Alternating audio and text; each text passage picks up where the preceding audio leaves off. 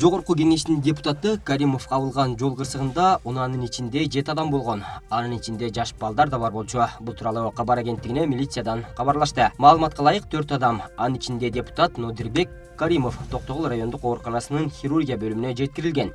Кырсык болгон жерге депутаттын 69 жаштагы апасы каза болгон. Калган жүргүнчүлөр 69 жаштагы кайненеси, 46 жаштагы К.Н, 19 жаштагы М.Н ар кандай даражадагы жаракаттарды алышкан. 16 жаштагы М.С жана 20 жаштагы К.И аттуу балдарга дарыгерлер биринчи жардам көрсөтүшкөн. Унаа айып унаа токтотуучу жайга токтотулган. Тиешелүү материалдар Жайыл райондук ички иштер бөлүмүнө өткөрүлүп берилген. Бишкектин үй бүлөлүк медицина борборлору баары үчүн ыңгайлуу жана ишенимдүү болушу керек. Бул тууралуу кабар агенттигинде өткөн маалымат жыйында саламаттыкты сактоо министри Космосбек Чолпонбаев билдирди. Анын айтымында алгачкы медициналык санитардык жардам системасында саламаттыкты сактоо уюмдарын кайра түзүүнүн максаты жарандардын керектөөлөрүн канааттандыруу жана башканын баары экинчи планга түшүшү керек. Министр билдиргендей, Бишкекте миллиондой калкка 19 үй бүлөлүк медициналык борбор иштейт.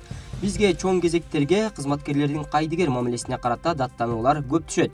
Адамдарга сапаттуу кызмат көрсөтө албай жатабыз. Социалдык секторду өнүктүрүү үчүн көп каражат талап кылынаарын мурда эле ойлонушубуз керек болчу.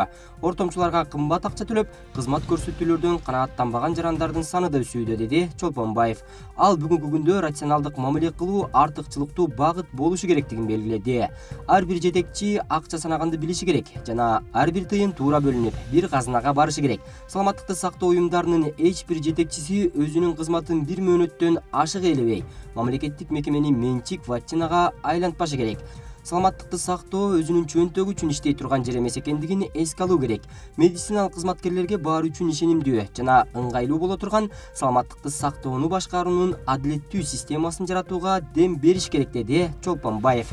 Эске сала кетсек, саламаттыкты сактоо министрлиги Бишкек шаарындагы алгачкы медициналык санитардык жардам системасындагы саламаттыкты сактоо уюмдарын башкаруунун оптимизациясын жүргүзүүдө. Мындай өзгөрүүлөр оорулардын алдын алууну күчөтүү, калк арасында ден соолуктуу жашоо образын популяризациялоо, ресурстарды рационалдуу пайдалануу максатында жүргүзүлүүдө. Экономикалык кылмыштуулукка каршы күрөшүү боюнча мамлекеттик кызматы коррупция менен күрөштөн өндүрүлгөн каражаттар топтолчу бирдиктүү эсепке дагы 5.233.420 сом которду. Бул тууралуу ведомствонун басма сөз кызматы билдирет. Бардыгы болуп 190.691.709 сом которгон.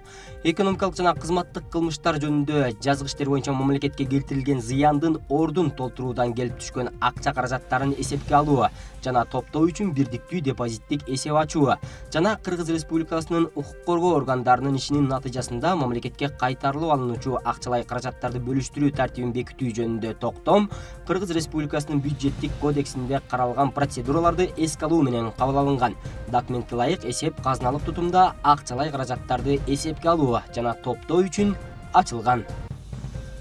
Кыргызстандык бильярдчы Дастан Лепшаков Россияда өткөн эл аралык турнирде жеңүүчү болгон. Бул тууралуу Дублет сайты билдирет.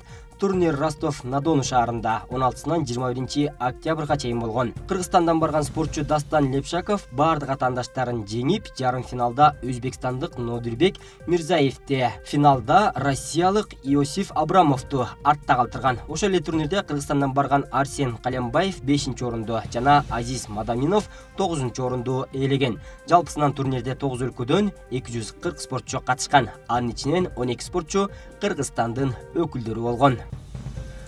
Алматыда жергиликтүү телеканалдардын биринен 21 жаштагы журналисти Айгерим Мусаеванын сөөгү табылды.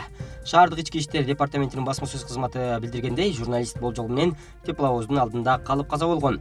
19 октябрда Алматы ички иштер департаментине үй бүлөлүк чатактан кийин үйдөн чыгып кеткен 1991-жылы туулган жубайы Айгерим Мусаева дайынсыз болуп жатканын айтып кайрылган. Полициянын маалыматына караганда, Мусаеванын сөөгү 20 октябрга караган түнү шаардагы негизги пайдаланууда болбогон магистралдык темир жолдо табылган. Мекеменин басма сөз кызматы билдиргендей, учурда бул окуя боюнча транспорттук полиция текшерүү иштерин баштады. Тайвандын чыгышында жүргүнчү поезд кырсыкка урап, 22 адам каза таап, 171 жаракат алды. Бул тууралуу Мех агенттиги жазды. Маалыматка караганда, Тайпей, Тайтунг багыты менен бара жаткан 310 жүргүнчүсү бар поезд Йилан аймагында кырсыктаган. Окуя болгон жерге тез жардам кызматы, куткаруучу топтор жана полиция күчтөрү жиберилип, жаракат алгандар ооруканага жеткирилген.